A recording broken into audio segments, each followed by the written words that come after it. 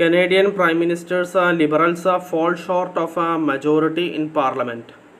Canadian Prime Minister Mark Carney's Liberals celebrated election victory in a stunning turn of fortune but fell short Tuesday of winning an outright majority in Parliament, and the party will have to seek help from another smaller party.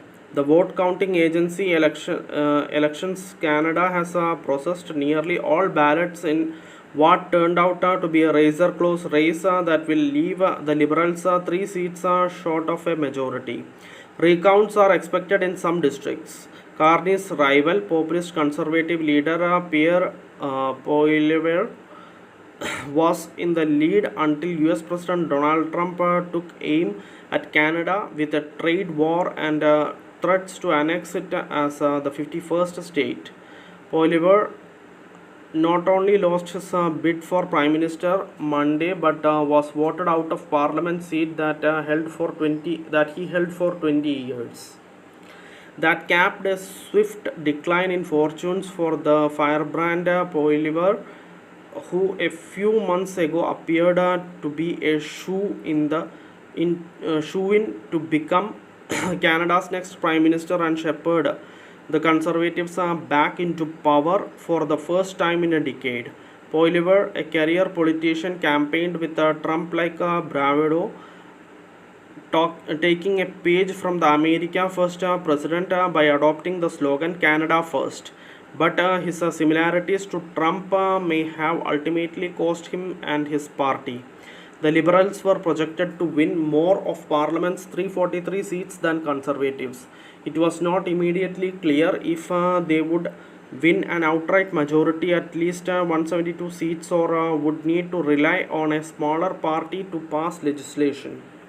The vote counting agency Elections Canada said the counting of special ballots cast by voters who are away from their districts during the election has resumed.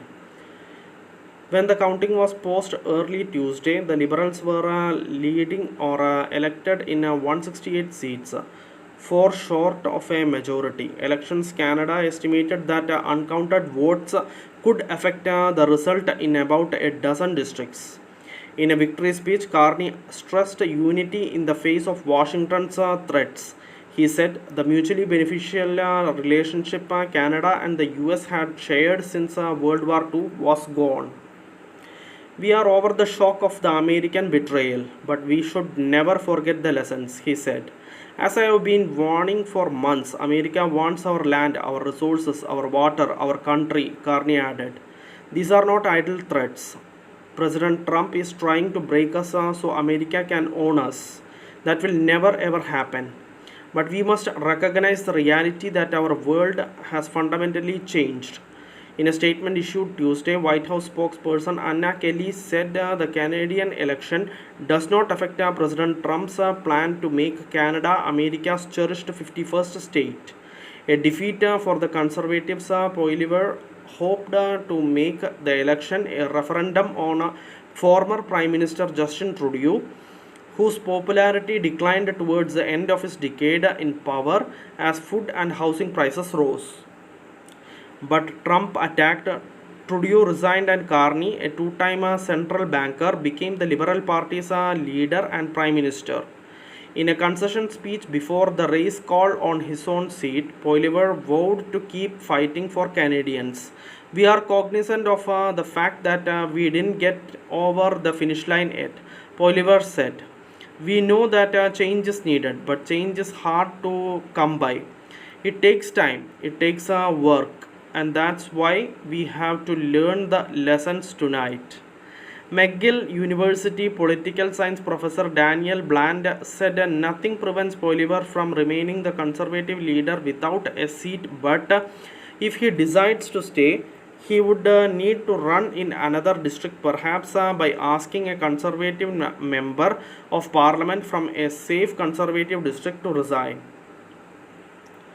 Still losing your seat when some people within your own party think you are the main reason why it failed to win is a clear issue for Poilievre, Bland said.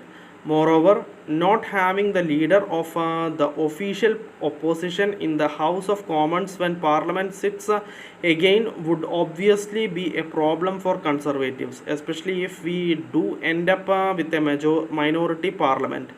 Even as Canadians mourned a deadly weekend attack at a Vancouver street festival, Trump was trolling them on election day, asserting that he was on their ballot and erroneously claimed that the US subsidies Canada. It makes no sense unless Canada is a state, he wrote. Trump's truculence has infuriated Canadians, leading many to cancel US vacations, refuse to buy American goods, and possibly even to vote early. A record 7.3 million Canadians cast ballots before the election day. Reid Warren, a Toronto resident, said he voted Liberal because Poilievre sounds like a mini Trump to me. He said Trump's tariffs are a worry. Canadians coming together from all the shade being thrown from the state is great, but it has definitely created some turmoil. That's for sure, he said. Foreign policy hasn't dominated a Canadian election this much since 1988, when free trade with the United States was the prevailing issue. The Liberal way forward. Carney and the Liberals have daunting challenges ahead. If they fail to win a majority in Parliament, the Liberals might need rely on a smaller party. Trudeau's Liberals relied on the New Democrats to remain in power for years. But the Progressive Party fared poorly on Monday, and its leader, Jagmeet Singh, said he was stepping down after 8 years in charge. It appears the Liberals will not attain a majority, but the New Democrats will prop them up as before. I do not expect any formal deal between the parties, said Nelson Weisman, professor of emeritus at the University of Toronto. The Bloc Québécois, which looked set to finish third, is a separatist party from French-speaking Quebec that seeks independence. Bloc Québécois leader Yves Franois Blanchett said he would be open to working with the government for a year if it's a minority. The last thing that the Quebec people and Canada people want is instability in the federal parliament, he said. In addition to the trade war with the US and a frosty relationship with Trump, Canada is dealing with a cost of living crisis, and more than 75% of its exports go to the US. So Trump's tariff threat and his desire to get North America automakers to move Canada's production south could severely damage the economy. Carney has vowed that every dollar the government collects from counter tariffs on US goods will go toward Canadian workers who are adversely affected. He also said he plans to offer a middle class tax cut, return immigration to sustainable levels, and increase funding to Canada's public broadcaster. Thank you for listening. Thank you for watching. Thank you everyone. Bye.